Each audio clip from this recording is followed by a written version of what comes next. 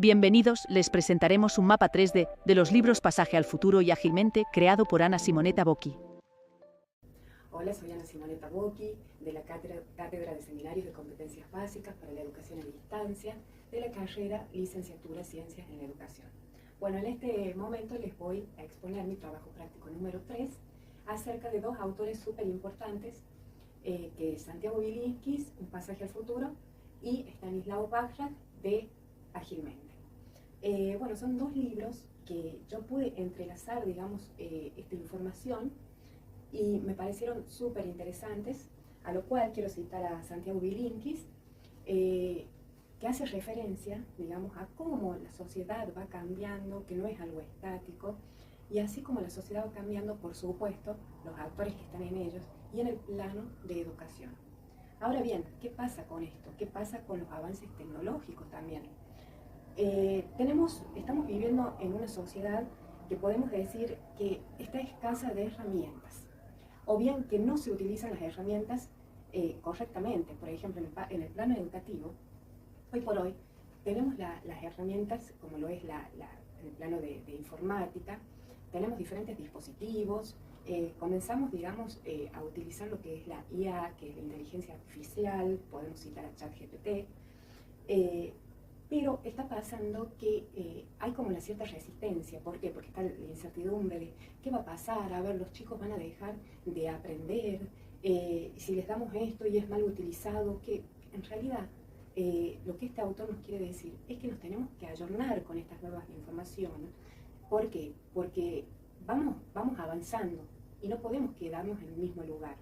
Tenemos que poder brindar esas herramientas y sobre todo tener un criterio, digamos, de reflexión para que tengan un buen uso de estas tecnologías, ¿sí? Un pensamiento crítico, que es lo que se dejó de hacer, digamos, hoy por hoy en lo que es en las escuelas.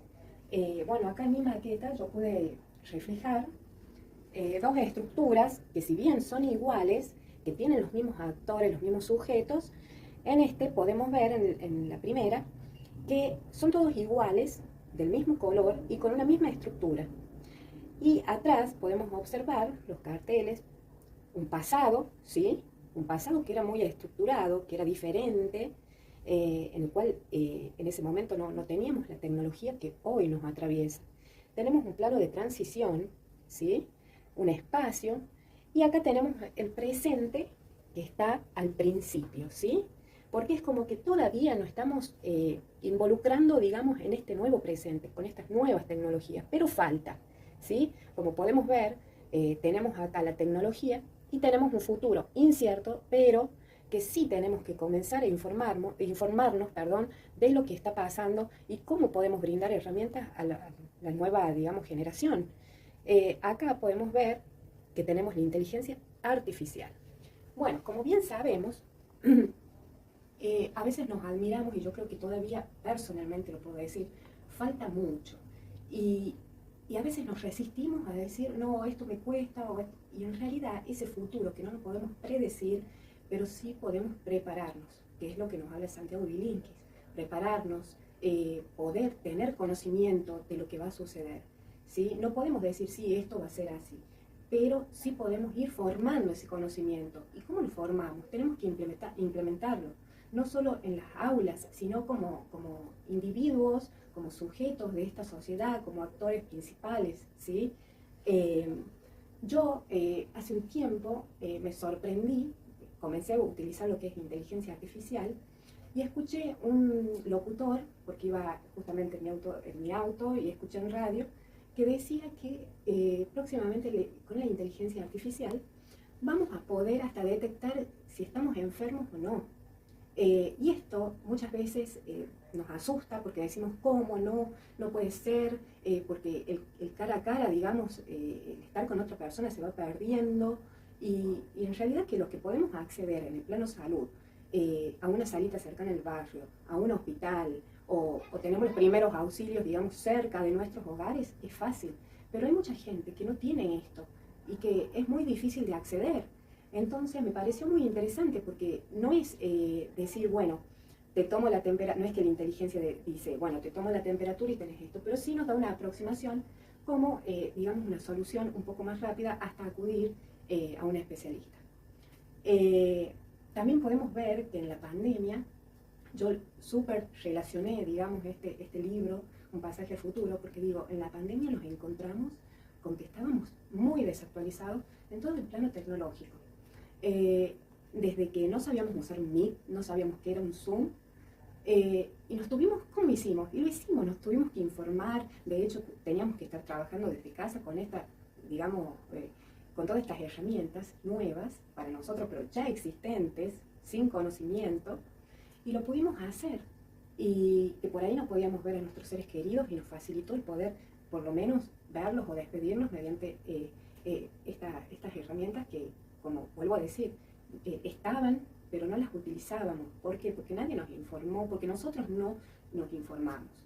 Entonces, estoy muy de acuerdo con lo que dice el autor en este plano, en el sentido de que en las escuelas o sea, debe haber una conciencia crítica y tenemos que brindarles estrategias a todos los niños y niñas para que puedan conocer estas nuevas tecnologías, porque el mundo y los tiempos van avanzando y el día de mañana se van a encontrar totalmente sin saber qué hacer o aprendiendo, digamos, de una manera forzada.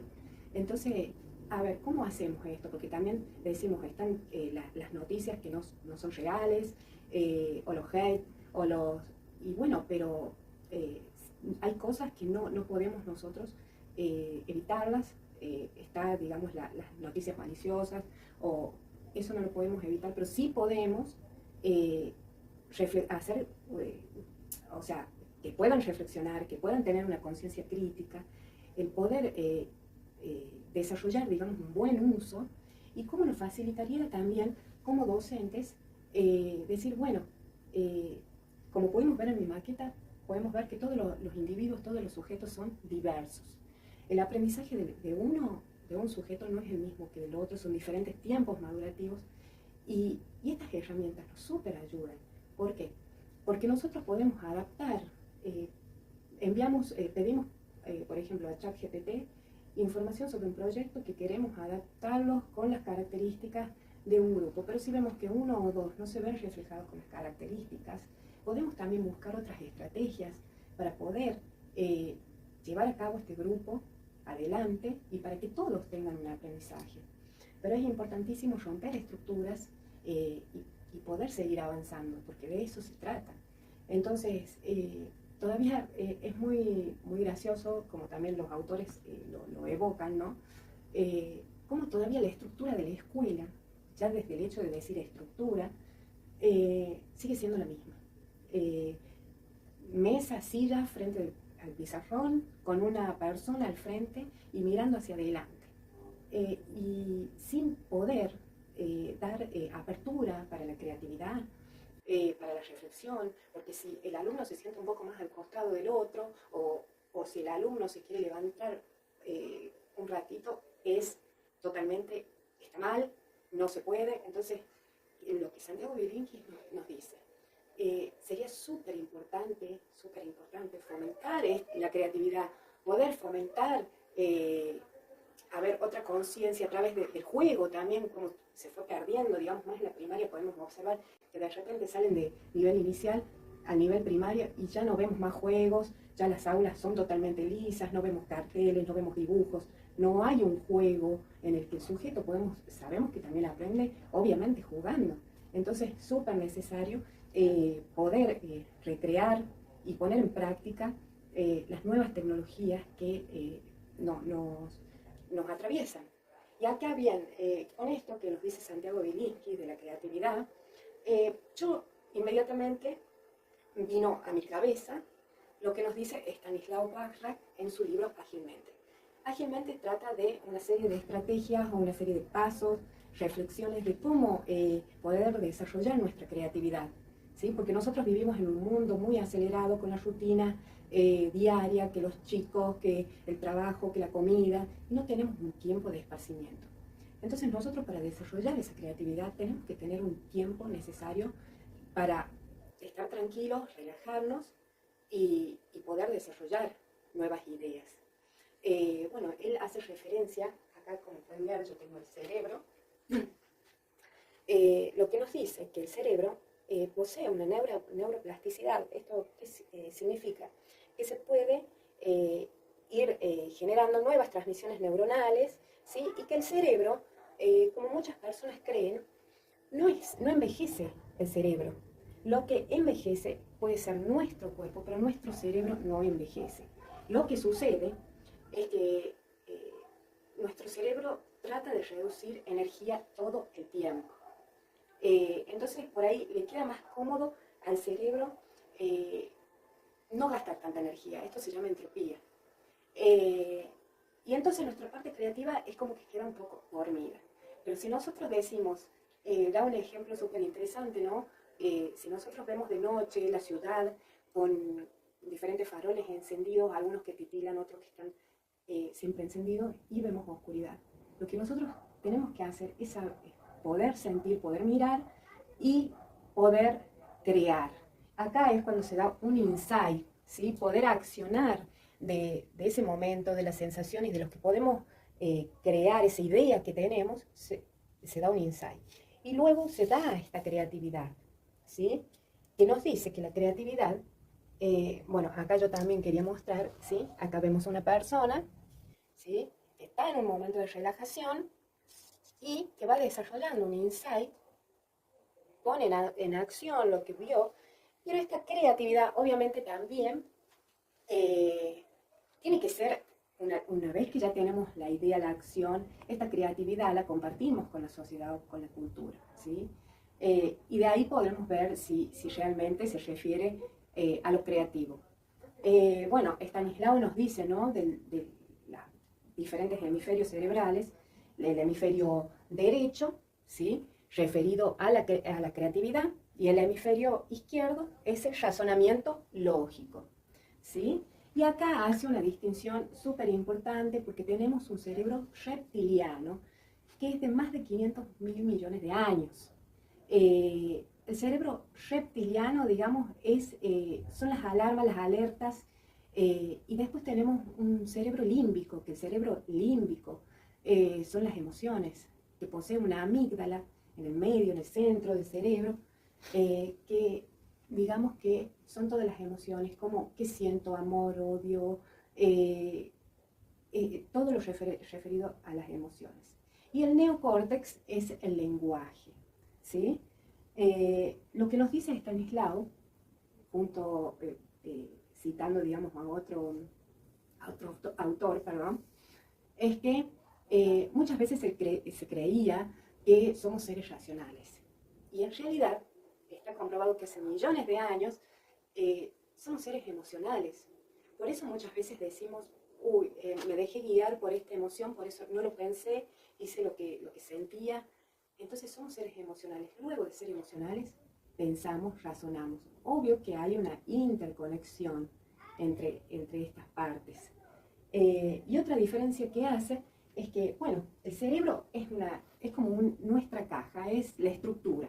Y la mente son todas las conexiones neuronales que yo las pude realizar con las lucecitas que vemos adentro, ¿sí? La mente está compuesta por esas conexiones neuronales y por las ideas, ¿sí? Por eso acá también pude hacer esta pintura tipo collage, ¿sí? Cuando vemos a este señor que se le prendió la lamparita, como decimos vulgarmente, y todas las ideas salen de él, todas las ideas. Y todo lo creativo, porque unos pueden ver una cosa y otros pueden ver otra. Entonces me parece súper, súper interesante.